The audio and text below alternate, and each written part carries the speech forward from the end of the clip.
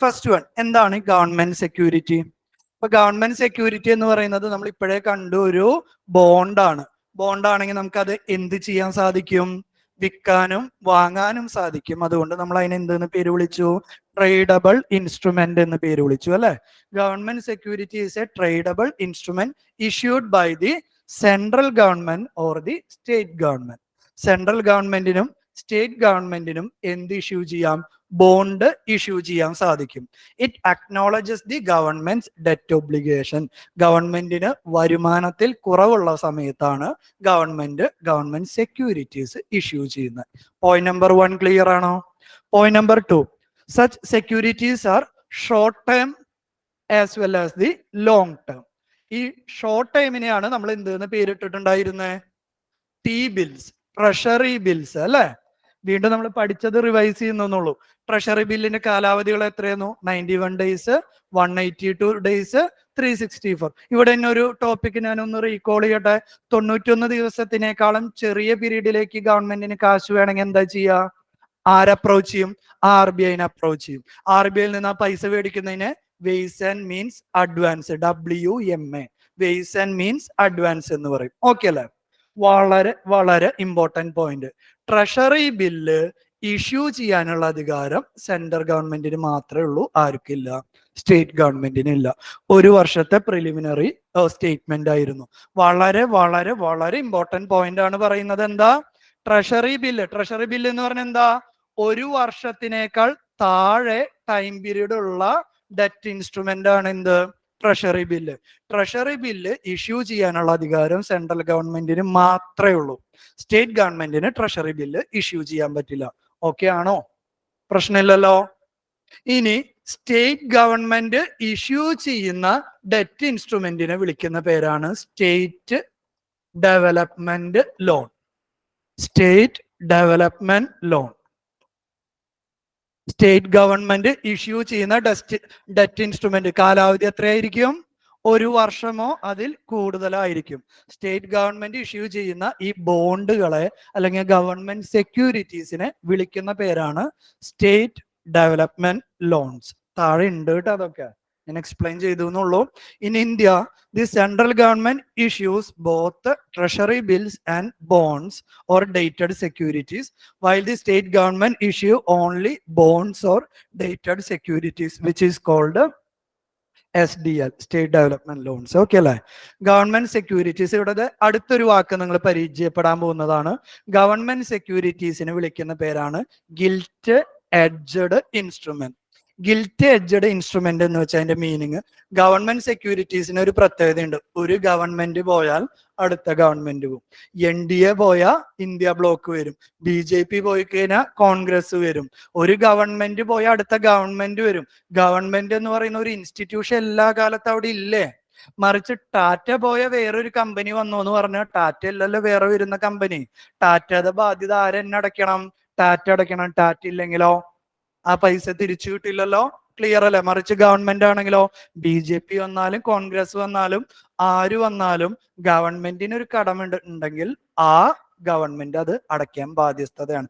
So ഗവൺമെന്റിലേക്ക് നമ്മൾ കാശ് കൊടുത്താൽ അല്ലെങ്കിൽ ഗവൺമെന്റിന്റെ ബോണ്ട് മേടിച്ചാൽ അതിന്റെ റിസ്ക് എന്ന് പറയുന്നത് ആൾമോസ്റ്റ് സീറോയാണ്. റിസ്ക് ഫ്രീ ആയിട്ടുള്ള ബോണ്ടുകളെ വിളിക്കുന്ന പേരാണ് ഗിൽറ്റ് എഡ്ജഡ് ഇൻസ്ട്രുമെന്റ്. ഇതിൽ നിന്ന് ഞാനൊരു സ്റ്റേറ്റ്മെന്റ് പറയാം. Corporate bonds are risk edged instrument. False ആണോ റൈറ്റ് ആണോ? Corporate bonds are gilt edged instrument. False ആണോ ട്രൂ ആണോ? ഫോൾസ്. എന്താ കാരണം? കോർപ്പറേറ്റ് ബോണ്ട്സ് എന്ന് പറഞ്ഞാൽ കമ്പനി പൊട്ടിപ്പോയി കഴിഞ്ഞാൽ പിന്നെ ആരും തിരിച്ചടക്കില്ലല്ലോ. റിസ്ക് ഹയർ അല്ലേ? റിസ്ക് ഉള്ള ബോണ്ടുകളെ നമ്മൾ ഒരിക്കലും എന്തെന്ന് പേര് വിളിക്കില്ല? ഗിൽറ്റ് എഡ്ജഡ് ബോണ്ട് എന്ന് വിളിക്കില്ല. എല്ലാ രാജ്യങ്ങളിലും ഗവൺമെന്റ് ബോണ്ടുകളെയാണ് ജനറൽ എന്തെന്ന് പേര് വിളിക്കുക? ഗിൽറ്റ് എഡ്ജഡ് ഇൻസ്ട്രുമെന്റ് എന്ന് പേര് വിളിക്കുക. ഓക്കെ അല്ലേ? ഗിൽറ്റ് എഡ്ജഡ് എന്തിനോട് വെരി സിമിലർ ആണ്? നമ്മൾ മണിയുടെ കേസിൽ ഫിയറ്റ് മണി എന്നൊരു വാക്ക് പറഞ്ഞില്ലേ? ഫിയറ്റ് മണി എന്ന് പറഞ്ഞാൽ അതിനർത്ഥം എന്താ? മണിയുടെ വാല്യൂ വരുന്നത് ഗവൺമെന്റ് അല്ലെങ്കിൽ RBIയുടെ ബാക്കിംഗ് അല്ലെങ്കിൽ ട്രസ്റ്റ് കൊണ്ടാ. സെയിം കൺസെപ്റ്റ് തന്നെയാണ്. ഗിൽറ്റ് എഡ്ജഡ് എന്ന് പറഞ്ഞാൽ ഒരു ഗവൺമെന്റ് സെക്യൂരിറ്റി ആണെങ്കിൽ ഗവൺമെന്റിന്റെ ബാക്കിംഗ് ഉണ്ട് അല്ലെങ്കിൽ RBIയുടെ ബാക്കിംഗ് ഉള്ളത് കൊണ്ടാണ് ഇതിനെ ഗിൽറ്റ് എഡ്ജഡ് ഇൻസ്ട്രുമെന്റ് എന്ന് പറയുന്നത്. ട്രഷറി ബിൽ ജസ്റ്റ് നിങ്ങൾ വായിച്ചു നോക്കുക. ഇതിലൊരു അഡീഷണൽ ഒരു കാര്യം പറയണല്ലോ. ഈ പറഞ്ഞ എക്സ്പ്ലനേഷനിൽ നിന്ന് തന്നെ നിങ്ങൾക്ക് ഒരു കാര്യം ക്ലിയർ ആയി. ബോണ്ടിന് 2 ടേമുകളാണ് ഉള്ളത്. ഒന്ന് ഫേസ് വാല്യൂ, രണ്ടാമത്തേത് കൂപ്പൺ റേറ്റ്. ഈ കൂപ്പൺ റേറ്റ് ഇൻക്ലൂഡ് ചെയ്യണമെങ്കിൽ വളരെ ഗുരുതരമായ ഒരു പ്രശ്നം അല്ലെങ്കിൽ ഒരു ഫീച്ചർ ഉണ്ട്. എന്താ? കൂപ്പൺ റേറ്റ് അല്ലെങ്കിൽ ഇൻട്രസ്റ്റ് റേറ്റ് പ്രൊവൈഡ് ചെയ്യണമെങ്കിൽ ഈ പറഞ്ഞ ഇൻസ്ട്രുമെന്റിന്റെ കാലാവധി എന്തിനേക്കാളും കൂടുതലാവണം. നമ്മൾ എപ്പോഴും ഇൻട്രസ്റ്റ് റേറ്റ് ബാങ്കിലാണെങ്കിലും എല്ലായിടത്തും നമ്മൾ ഇൻട്രസ്റ്റ് റേറ്റ് കാൽക്കുലേറ്റ് ചെയ്യുന്ന എപ്പോഴും എന്താ? ടൈം പീരീഡ് 1 ഇയറിന് മുകളിലുള്ളതിനാണ് നമ്മൾ ഇൻട്രസ്റ്റ് റേറ്റ് കാൽക്കുലേറ്റ് ചെയ്യുക. ശരിയല്ലേ? ഇപ്പൊ ബോണ്ടിന്റെ കേസിൽ 1 വർഷത്തിനേക്കാൾ കൂടുതലാണെങ്കിലാണ് ഇൻട്രസ്റ്റ് റേറ്റ് കാൽക്കുലേറ്റ് ചെയ്യാൻ പറ്റുള്ളൂ. What is the general feature of T bills? Time period എന്ന് പറയുന്നത് less than 1 year. So there is no concept of coupon rate in treasury bill. ഇപ്പൊ എങ്ങനെയാണ് ഇൻവെസ്റ്റ് ചെയ്ത ആൾക്ക് പൈസ ലാഭം കിട്ടുക? ഒരു ട്രഷറി ബില്ല് എന്ന് പറയുന്നത് ജസ്റ്റ് കൺസിഡർ ചെയ്യ്, 100 റുപ്പീസിന്റെ ട്രഷറി ബില്ലാണ് ഗവൺമെന്റ് ഇഷ്യൂ ചെയ്യുന്നത്. ഇപ്പൊ ട്രഷറി ബില്ലാണെങ്കിൽ നമുക്ക് ഉറപ്പാണ്. എന്താണ് ഉറപ്പ്? ഒന്നല്ലെങ്കിൽ 91 ഡേയ്സ് കഴിയുമ്പോൾ നമുക്ക് ആ ബില്ല് തിരിച്ചു കൊടുത്ത് കാശ് മേടിക്കാം, അല്ലെങ്കിൽ 182 ഡേയ്സ് നമ്മൾ കഴിഞ്ഞാൽ തിരിച്ചു കൊടുത്തിട്ട് പൈസ കളക്ട് ചെയ്യാം, അല്ലെങ്കിൽ 364 ഡേയ്സ് കഴിയുമ്പോൾ തിരിച്ചു കൊടുത്തിട്ട് പൈസ കളക്ട് ചെയ്യാം, അല്ലെ? ഇപ്പൊ 100 രൂപയുടെ ട്രഷറി ബില്ലാണെങ്കിൽ അത് ഗവൺമെന്റ് ഒരു ഡിസ്കൗണ്ടഡ് പ്രൈസിൽ സെല്ല് ചെയ്യും. എന്ത് ഡിസ്കൗണ്ടഡ് പ്രൈസ് എന്ന് പറഞ്ഞാൽ 100 രൂപയുടെ ട്രഷറി ബില്ല് ഗവൺമെന്റ് 98 രൂപയ്ക്കോ 97 രൂപയ്ക്കോ 96 രൂപയ്ക്കോ സെല്ല് ചെയ്യും. അപ്പൊ നമ്മുടെ റിട്ടേൺ അല്ലെങ്കിൽ നമ്മുടെ പ്രോഫിറ്റ് എന്ന് പറയുന്നത് എന്താ? നമ്മളത് ഗവൺമെന്റിലേക്ക് തിരിച്ചു കൊടുക്കുമ്പോൾ ഫുൾ പ്രൈസ് 100 റുപ്പീസ് നമുക്ക് കിട്ടും. So our profit would be, government ഒരു ഡിസ്കൗണ്ടഡ് പ്രൈസിൽ സെല്ല് ചെയ്യും. 100 രൂപയുടെ ഈ എക്സാമ്പിൾ നോക്ക്. 100 രൂപയുടെ ട്രഷറി ബില്ലാണെങ്കിൽ ഗവൺമെന്റ് ഇത് 98.2 രൂപയ്ക്ക് അത് സെല്ല് ചെയ്യും. ഗവൺമെന്റിലേക്ക് ആ ബോണ്ട് തിരിച്ചു കൊടുക്കുമ്പോൾ 98.2 അല്ല തരാ.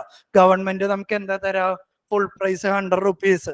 ഈ ഒരു ബോണ്ടിൽ നമുക്ക് എത്ര ഏണിങ് കിട്ടി? 1.8 റുപ്പീസ്, അല്ലെ? നമ്മളൊരു ബോണ്ട് കൊണ്ടല്ല 1000മോ 10000മോ ബോണ്ട് നമ്മൾ വാങ്ങി വെച്ചിട്ടുണ്ടാവും. ഒരു സഫീഷ്യന്റ് റിട്ടേൺ കിട്ടിയില്ലേ? ക്ലിയർ അല്ലേ?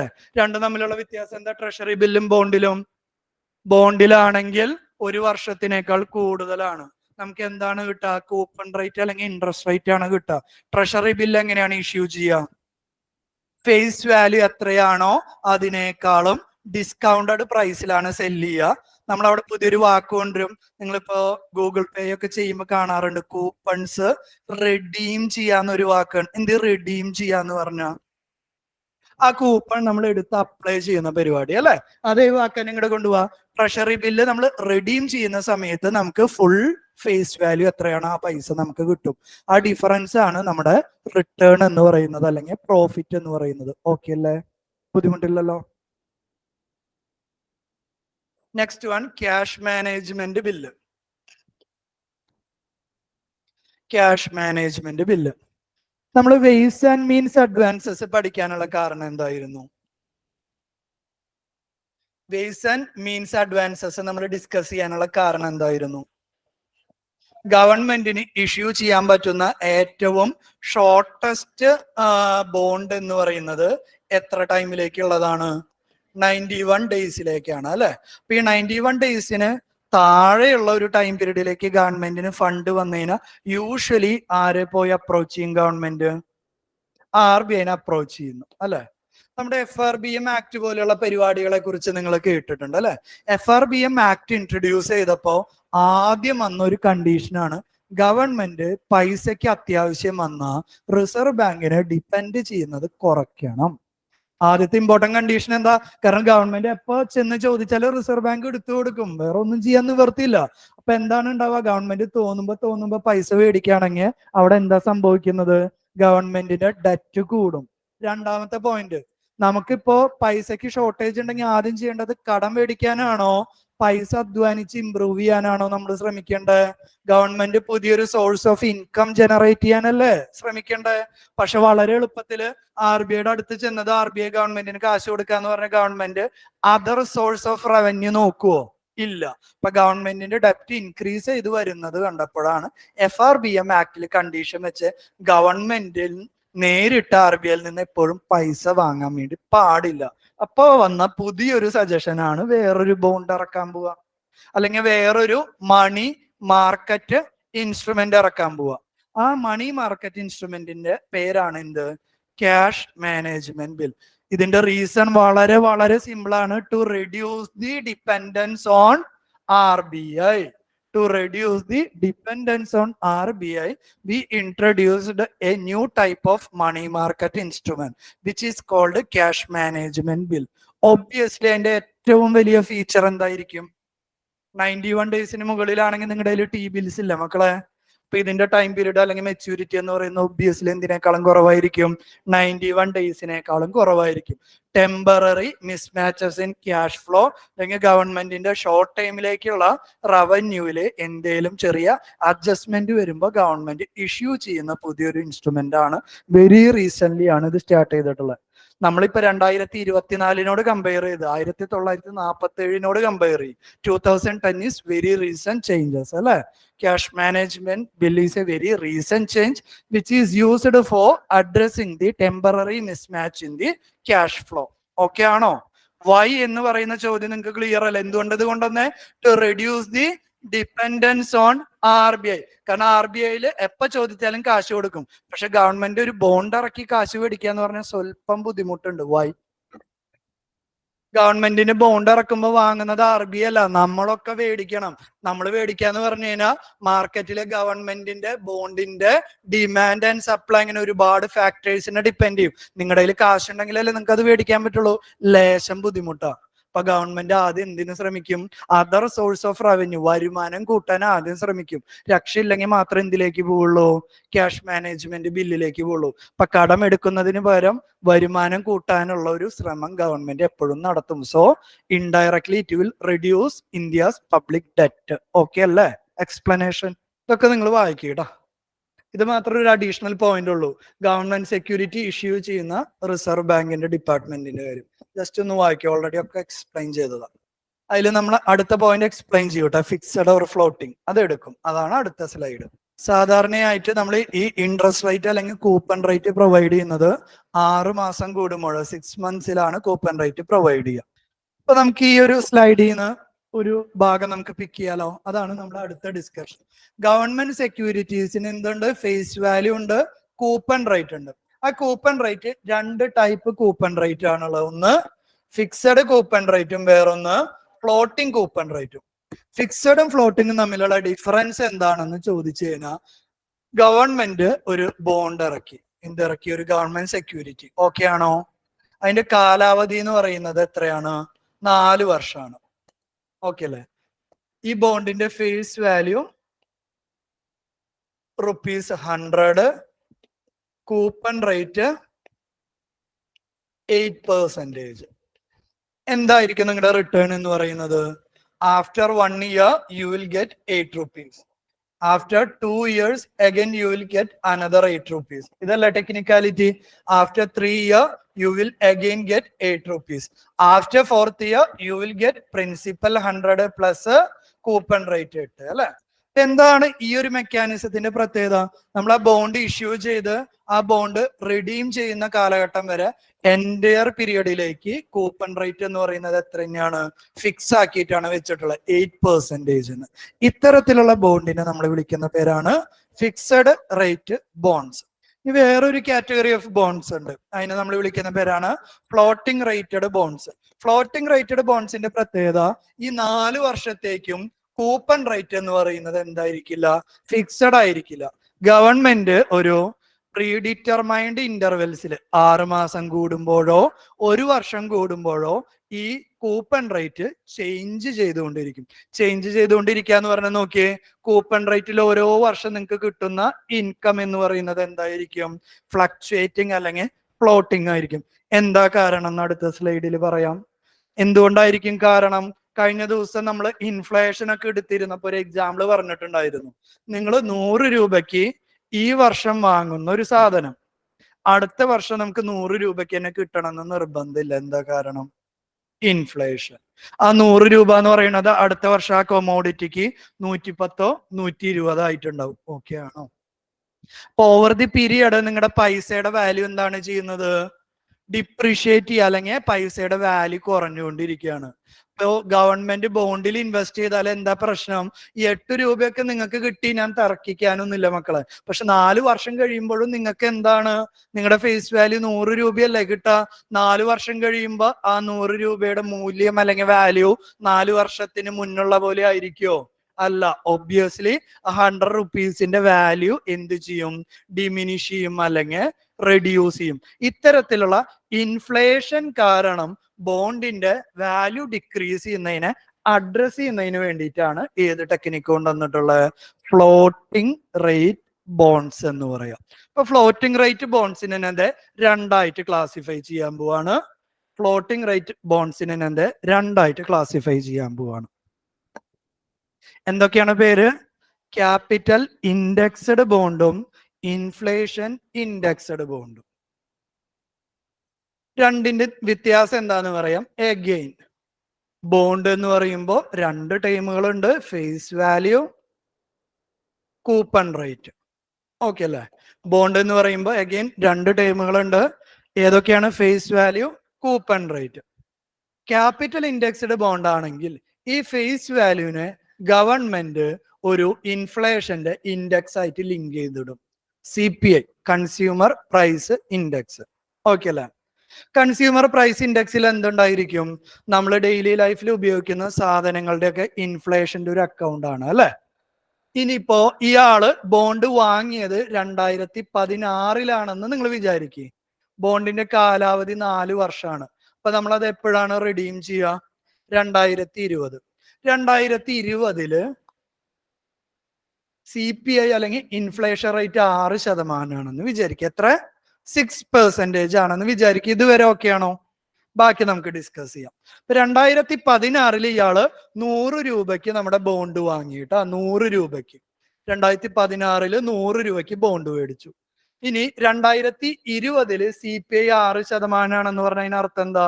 അന്ന് 100 രൂപയ്ക്ക് വാങ്ങാൻ കിട്ടുന്ന ഒരു സാധനം ഇപ്പൊ എത്രയാണ് പ്രൈസ്? 106. ഇതല്ലേ ഏറ്റവും ബേസിക് മീനിങ് എന്ന് പറയുന്നത്. 2020 CPI എന്താ മക്കളെ? Consumer price index. Reserve bank of India monetary കൺട്രോളിന് ഉപയോഗിക്കുന്ന ഇൻഫ്ലേഷൻ ഇൻഡെക്സ് ആണ് CPI. CPI 6% എന്ന് പറഞ്ഞ അതിനർത്ഥം എന്താ? 2020 വരുമ്പോ 2016 100 രൂപ ഉണ്ടായിരുന്ന ഒരു കൊമോഡിറ്റി ഇപ്പൊ എത്ര രൂപയ്ക്ക് കിട്ടുക? 106 രൂപയ്ക്കാണ് കിട്ടുക. ക്യാപിറ്റൽ ഇൻഡെക്സ്ഡ് ബോണ്ടില് നമ്മുടെ ഫേസ് വാല്യൂവിന് CPI ആയിട്ട് ഗവൺമെന്റ് ലിങ്ക് ചെയ്യും. ലിങ്ക് ചെയ്യാന്ന് പറയുമ്പോൾ 4 വർഷം കഴിഞ്ഞിട്ട് നിങ്ങൾ ഫേസ് വാല്യൂ 100 അല്ല ഗവൺമെന്റ് തരാം, നിങ്ങൾക്ക് എത്ര രൂപ തരും? 106 രൂപ തരും. എന്ന് വെച്ചാ 2016 100 രൂപയുടെ വാല്യൂ എത്രയായിരുന്നു? അതേ വാല്യൂ 2020 തരും. നിങ്ങൾക്ക് എന്തുണ്ട്? നിങ്ങളുടെ മണിയുടെ വാല്യൂ നഷ്ടപ്പെടില്ല. ഇത്തരം ബോണ്ടിനെ വിളിക്കുന്ന പേരാണ് ക്യാപിറ്റൽ ഇൻഡെക്സ്ഡ് ബോണ്ട്. ഇപ്പൊ രണ്ടാമത്തെ ഇൻഫ്ലേഷൻ ഇൻഡെക്സ്ഡ് ബോണ്ട് എന്ന് പറഞ്ഞാൽ നിങ്ങളുടെ ഫേസ് വാല്യൂവും കൂപ്പൺ റേറ്റും കൺസ്യൂമർ പ്രൈസ് ഇൻഡെക്സ് എപ്പോഴും CPI ആവണമെന്ന് നിർബന്ധമില്ല കേട്ടോ. ഞാൻ എക്സാമ്പിൾ പറയാം. നിങ്ങളുടെ ഫേസ് വാല്യൂവും കൂപ്പൺ റേറ്റ് രണ്ടും ഇൻഫ്ലേഷന്റെ ഇൻഡെക്സുമായി ഗവൺമെന്റ് ലിങ്ക് ചെയ്തിട്ടുള്ള ബോണ്ടിനെ വിളിക്കുന്ന പേരാണ് കൂപ്പൺ റേറ്റ്. ഓക്കെ ആണോ? എക്സാമ്പിൾ ഇതേ കാണിക്കാം. CPI 2017 6%, CPI 2018 4%, CPI 2019 3%, CPI 2020 8%. Okay അല്ലേ? ഫേസ് വാല്യൂ 100 ആണ്, കൂപ്പൺ റേറ്റ് 8 റുപ്പീസ് ആണ്. ഇതുവരെ ഓക്കെ ആണല്ലോ? അപ്പൊ നമ്മൾ പ്രതീക്ഷിക്കുന്നത് എന്താ? 2017 ആവുമ്പോ നമുക്ക് എത്ര രൂപയാണ് കൂപ്പൺ റേറ്റ് കിട്ടാന്നാണ് പ്രതീക്ഷിക്കുന്നത്? 8 രൂപ അല്ലെ? ഈ 8 രൂപയ്ക്ക് 2016 സെയിം വാല്യൂ ആണോ? അല്ല. അവിടെ എന്ത് ഉണ്ട്? ഇൻഫ്ലേഷൻ ഉണ്ട്. അപ്പൊ ഗവൺമെന്റ് എന്ത് ചെയ്യും? 8 ഇൻറ്റു 6/100. 8 ഇൻറ്റു 6 48. 48/100 0.48 അല്ലെ? അപ്പൊ 8 രൂപയ്ക്ക് വരെ ഗവൺമെന്റ് ഇവിടെ എത്ര കൊടുക്കും? മനസ്സിലായോ കളി? കാര്യം മനസ്സിലായില്ലേ? അടുത്ത വർഷം ഗവൺമെന്റ് എന്തായിരിക്കും ചെയ്യുക? ഈ 8.48 ഈ 6%-ൽ നിന്ന് 4% ആവല്ലേ ചെയ്ത? 8.48 ഇൻറ്റു ഞാനൊരു അപ്രോക്സിമേറ്റ് കാൽക്കുലേഷൻ ആണ് കേട്ടോ പറയാം. ഈ വാല്യൂ ചെയ്തിട്ട് അതിനെ 8.48 കൂട്ടും. നമ്മുടെ പോയിന്റ് എന്ന് പറയുന്നത് എന്താ? ഇൻഫ്ലേഷൻ എന്ന് പറയുന്നത് നമ്മുടെ ഫേസ് വാല്യൂവിനെയും ബാധിക്കില്ല, നമ്മുടെ കൂപ്പൺ റേറ്റിനെയും ബാധിക്കില്ല. സോ നമ്മുടെ വാല്യൂ 2016 എന്തായിരുന്നോ അതേ വാല്യൂ തന്നെ നമുക്ക് ഗവൺമെന്റ് എൻഷുർ ചെയ്യും. ഇത്തരം ബോണ്ടിനെ വിളിക്കുന്ന പേരാണ് ഇൻഫ്ലേഷൻ ഇൻഡെക്സ്ഡ് ബോണ്ട്. പോയിന്റ് കിട്ടിയില്ലേ? ഇതിൽ പഠിക്കേണ്ടത് എന്ത് മാത്രമാണുള്ളൂ? ക്യാപിറ്റൽ ഇൻഡെക്സ്ഡ് ബോണ്ട് ആണെങ്കിലും ഇൻഫ്ലേഷൻ ഇൻഡെക്സ്ഡ് ബോണ്ട് ആണെങ്കിലും അത് ഏത് ടൈപ്പ് ബോണ്ടാ? ഫ്ലോട്ടിംഗ് ബോണ്ട്സ് ആണ്. പോയിന്റ് നമ്പർ 1 ഓക്കെ ആണോ? ഇനി ഇത് രണ്ട് തമ്മിലുള്ള വ്യത്യാസം എന്താ? ക്യാപിറ്റൽ ഇൻഡെക്സ്ഡ് ബോണ്ട് ആണെങ്കിൽ ഫേസ് വാല്യൂവിനെ മാത്രമാണ് ഇൻഫ്ലേഷനുമായി ലിങ്ക് ചെയ്തിട്ടുണ്ടാവുള്ളൂ. ഇനി ഇൻഫ്ലേഷൻ ഇൻഡെക്സ്ഡ് ബോണ്ട് ആണെങ്കിലോ ഫേസ് വാല്യൂവും കൂപ്പൺ റേറ്റും ഇൻഫ്ലേഷൻ ആയിട്ട് ലിങ്ക് ചെയ്തിട്ടുണ്ടാവും. ഇതുവരെ ഓക്കെ അല്ലേ? പ്രശ്നമില്ലല്ലോ.